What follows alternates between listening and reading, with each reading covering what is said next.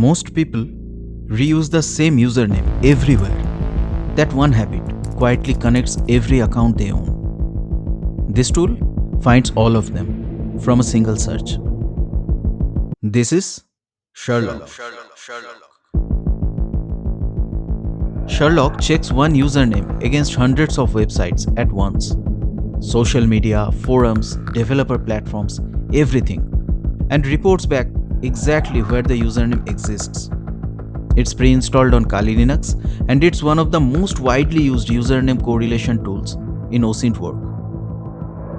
An investigator mapping a subject's public footprint during an authorized engagement. A journalist doing background verification before a story runs, and just as legitimately auditing your own username to see exactly how much of your life is actually connected together in public view, whether you meant it to be or not. Finding one account isn't invasive. Finding the same username across 40 platforms can reconstruct someone's entire identity, including accounts they deliberately kept separate from each other. Every demo in this video runs against my own username for exactly that reason. Let's start with the absolute basic form. Sherlock username. That's it.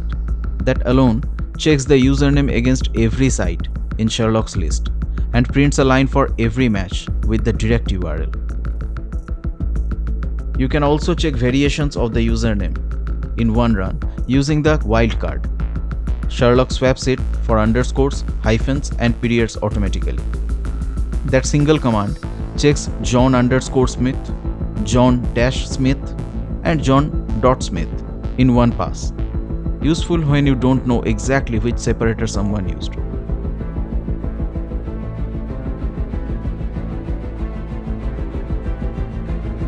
Now let's go through every flag, grouped by what they actually do.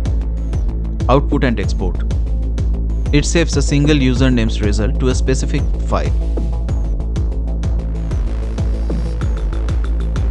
It does the same thing, but for multiple usernames at once, saving each into its own file inside a folder. It exports as a spreadsheet instead of a plain text.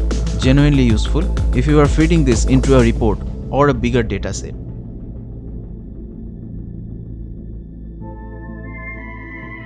It restricts the check to specific platforms instead of the full list.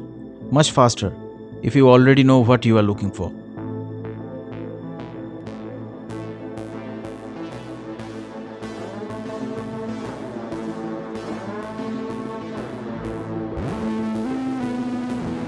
It forces Sherlock to use its local site list file instead of pulling the latest version. It includes sites Sherlock normally filters out upstream at the cost of more false positives.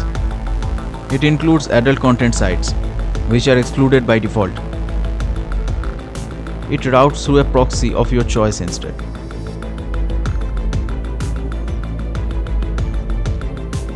It prints extra detail and timing metrics for every request. The first thing to turn on if a scan is behaving unexpectedly. It sets how long to wait for a site to respond before giving up in seconds. Default is 60. It prints the raw HTTP response for a request. Deep debugging territory, mainly useful if you are contributing to the tool itself.